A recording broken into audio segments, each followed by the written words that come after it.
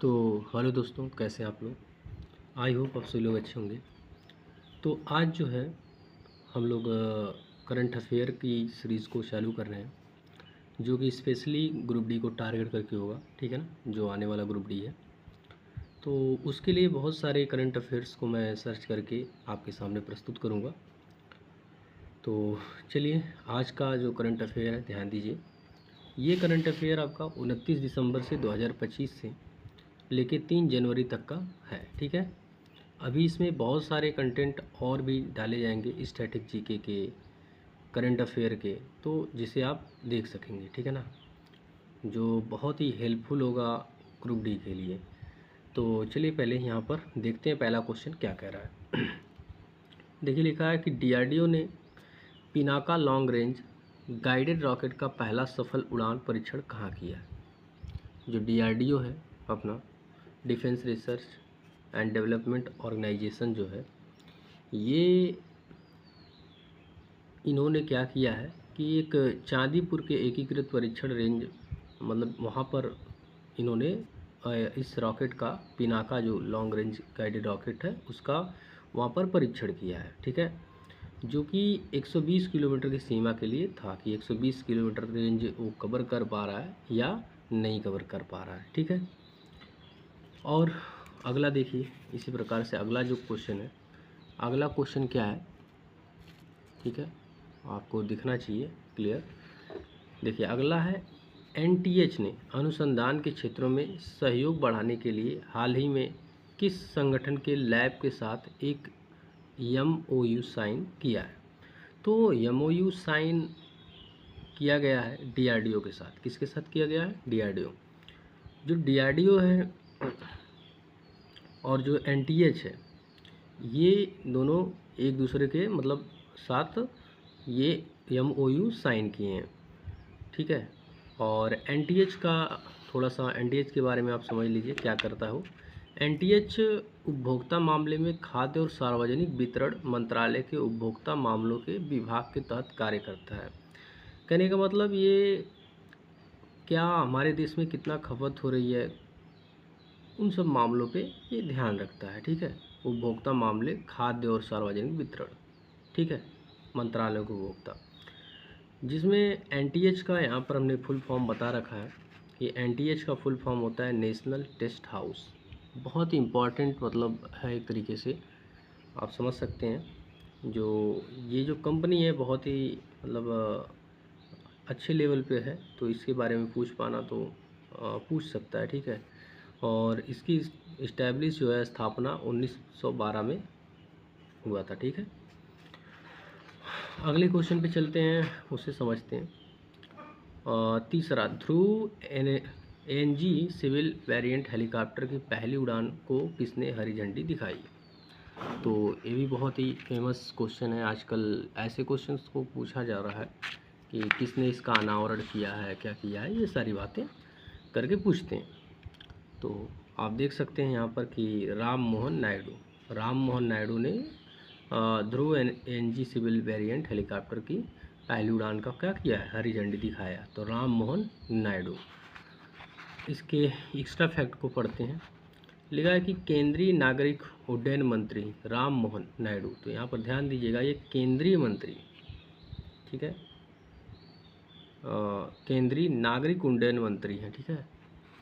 यहाँ पर ध्यान दीजिएगा आप, केंद्रीय नागरिक उड्डयन मंत्री राम मोहन नायडू ने आज बेंगलुरु में हिंदुस्तान एरोटिक्स लिमिटेड हेलीकॉप्टर डिवीज़न में ध्रुव एनजी सिविल वेरिएंट हेलीकॉप्टर की पहली उड़ान को हरी झंडी दिखाई है। तो इसमें बस इतना ही है। नेक्स्ट क्वेश्चन पर चलते हैं, उसे समझने की कोशिश करते हैं। यहाँ पर नेक्स्ट क्वेश्चन आपका है, आपको क्लियर दिख रहा है कि नहीं? हाँ ठीक है, क्लियर दिख रहा है। तो जो नेक्स्ट क्वेश्चन है यहाँ पर ध्यान दीजिए, दुलहस्ती स्टेज सेकेंड पन बिजली परियोजना का निर्माण किस नदी पर किया जा रहा है। देख रहे हैं, दुलहस्ती स्टेज सेकेंड पन बिजली परियोजना का निर्माण किस नदी पर किया जा रहा है। तो ये चिनाव नदी पर किया जा रहा है। कहाँ पर? चिनाव नदी पर। और पर्यावरण मंत्रालय के तहत एक पैनल ने जम्मू और कश्मीर के किश्तवाड़ जिले में चिनाब नदी पर 260 मेगावाट की दुलस्ती, इस पे ध्यान दीजिएगा, 260 मेगावाट की दुलस्ती स्टेज सेकंड पन बिजली परियोजना को मंजूरी दे दी है। ठीक है, जम्मू और कश्मीर के किश्तवाड़ जिले में, कहाँ पर? जम्मू और कश्मीर के किश्तवाड़ जिले में चिनाब नदी पर 260 मेगावाट की दुलस्ती स्टेज सेकंड पन बिजली परियोजना को मंजूरी दे दी गई है। किसने दिया है? पर्यावरण मंत्रालय ने। ध्यान दीजिएगा यहाँ पर कि पर्यावरण मंत्रालय ने दिया है। ठीक है, और चिनाब नदी पर ये बन रहा है, ये चीज़ें आपको ध्यान देना है। तो चलिए नेक्स्ट क्वेश्चन पर चलते हैं। अगले क्वेश्चन पे ध्यान दीजिएगा। लिखा कि मिताली राज के बाद 10,000 अंतर्राष्ट्रीय रन पूरा करने वाली दूसरी भारतीय महिला क्रिकेटर कौन बन गई है? तो जो दूसरी भारतीय महिला क्रिकेटर बनी है वो है स्मृति मंदाना। इनका नाम आप सुने ही होंगे। ठीक है, तो जो स्मृति मंदाना है ये अच्छी क्रिकेटर है, तो इन्होंने यहाँ पर दूसरी, यहाँ पर मिताली राज के बाद ये दूसरी 10,000 अंतर्राष्ट्रीय रन पूरा करने वाली महिला बन चुकी हैं। ठीक है, स्मृति ने तिरुवनंतपुरम के ग्रीनफील्ड, ध्यान दीजिएगा इस नामों पे, स्मृति ने जो है, स्मृति मंदाना ने तिरुवनंतपुरम के ग्रीनफील्ड इंटरनेशनल स्टेडियम में श्रीलंका के खिलाफ चौथे T20 अंतर्राष्ट्रीय में यह उपलब्धि हासिल की थी। यहाँ क्वेश्चन बन सकता है कि ग्रीनफील्ड इंटरनेशनल स्टेडियम कहाँ पर है? तो भाई तिरुवनंतपुरम में। ठीक है, तो ध्यान दीजिएगा इस सब बातों पे।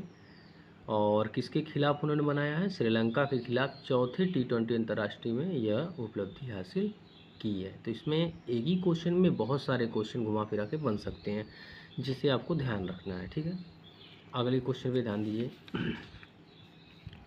अगला जो क्वेश्चन है यहाँ पर, हाल ही में बांग्लादेश की किस पूर्व प्रधानमंत्री का लंबी बीमारी के बाद निधन हो गया है? ये भी बहुत इंपॉर्टेंट क्वेश्चन है। बेगम खालिदा जिया, बेगम खालिदा जिया, इनकी मृत्यु जो है हो चुकी है। बांग्लादेश की ये एक पीएम है। तो बांग्लादेश की पहली महिला प्रधानमंत्री खालिदा जिया की मृत्यु 80 वर्ष की आयु में हो गई। तो ये पहली हैं, इसलिए बहुत इंपॉर्टेंट है। पहली महिला प्रधानमंत्री खालिदा जिया की मृत्यु 80 वर्ष की आयु में हो गई। उन्होंने इस पद पर 2 बार रहकर सेवा दी है। ध्यान दीजिएगा, तो 2 बार इन्होंने सेवा रखी है, बहुत इंपॉर्टेंट है। ये एक तरीके का मतलब आप करंट अफेयर बोल सकते हैं। ठीक है, ये कहीं ना कहीं आपसे पूछ ही लेगा। चलते हैं आगे, अगले क्वेश्चन में ध्यान दीजिए। तो अगला क्वेश्चन आपको यहाँ दिख रहा है, फीडे विश्व रैपिड चैम्पियनशिप 2025 का खिताब किसने जीता है? तो ये फीडे रैपिड चैम्पियनशिप 2025 का खिताब मैग्नस कार्लसन ने जीता है, जो कि दोहा और कतर में खेली गई थी। कहाँ खेली गई थी? दोहा और कतर में खेली गई थी। अब इम्पॉर्टेंट फैक्ट यहाँ पर और भी है कि भारत के अर्जुन एरिगैसी, भारत की जो अर्जुन एरिगैसी हैं और कोनेरू हम्पी ने क्रमशः पुरुष और महिला वर्ग में कांस्य पदक जीते हैं। ये दोनों लोग जो है कांस्य पदक जीते हुए हैं। ठीक है, अगला जो क्वेश्चन आपका खेल से ही संबंधित है। खेल से संबंधित क्वेश्चन को आपको छोड़ना ही नहीं है, उसे मतलब एक तरीके से बहुत ही अच्छे से याद करना है। सीनियर राष्ट्रीय बैडमिंटन चैंपियनशिप 2025 में पुरुष एकल खिताब किसने जीता है? तो ऋत्विक संजीव एस ने की। ठीक है ना, सीनियर राष्ट्रीय बैडमिंटन चैंपियनशिप है, यहाँ पर ध्यान दीजिएगा, ये सीनियर है। ठीक है, वो विश्व रैपिड चैंपियनशिप था। ये सीनियर राष्ट्रीय बैडमिंटन चैंपियनशिप में पुरुष एकल खिताब किसने जीता है? तो ऋत्विक संजीव एस ने। आयोजन कहाँ पर हुआ था? तो विजयवाड़ा में हुआ था यहाँ पर। ठीक है, और भी कुछ एक्स्ट्रा फैक्ट है, इनमें ध्यान दीजिएगा। पुरुष एकल फाइनल में ऋत्विक संजीव एस ने भारत राघव को 21-16 और 22-20 से पराजित किया है। किसको? भरत राघव को उसने जो है, ऋत्विक संजीव एस ने भरत राघव को हराया हुआ है पर। ठीक है, और महिला फाइनल में जो है सूर्या करिश्मा तिमिरी ने तन्वी पटरी को, किसको? तन्वी पटरी को मतलब हराया है। ये डेटा में 3 राउंड में इतने नंबर से उन्हें हराया है। आगे बढ़ते हैं, अगला क्वेश्चन जो है 9th वाला क्वेश्चन आपको दिख रहा होगा, क्लियरली तो दिख रहा है। ठीक है, आपको दिख रहा होगा इधर, हाँ कोई दिक्कत नहीं है। केंद्र सरकार ने उत्तर प्रदेश के किस पक्षी अभयारण्य को इको सेंसिटिव जोन घोषित किया है? बहुत इंपॉर्टेंट एक करंट अफेयर समझ सकते हैं। तो पार्वती अर्गा पक्षी अभयारण्य, पार्वती अर्गा पक्षी अभयारण्य, ठीक है। तो वहाँ पर जो अपनी केंद्र सरकार ने है उत्तर प्रदेश के पक्षी अभयारण्य का क्या किया है, को इको सेंसिटिव जोन घोषित किया हुआ है। तो पार्वती अर्गा पक्षी अभयारण्य, ठीक है, पार्वती अर्गा पक्षी अभयारण्य। तो लास्ट क्वेश्चन को देखिए, लिखा है कि आईसीसी अंडर 19 वनडे विश्व कप 2026 के लिए भारतीय टीम का कप्तान किसे बनाया गया? तो वनडे जो अंडर आईसीसी वनडे विश्व कप 2026 के लिए मतलब होने वाला है, तो उसमें कप्तान आयुष महात्रे हैं, बहुत ही इम्पोर्टेंट है आयुष महात्रे। उप कप्तान बिहान मल्होत्रा हैं। जो आयोजन है 15 जनवरी से 6 फरवरी तक जिम्बाब्वे और नामीबिया द्वारा सह आयोजित किया जाने वाला है, मतलब ये जिम्बाब्वे और नामीबिया में आयोजित होने वाला है, ठीक है।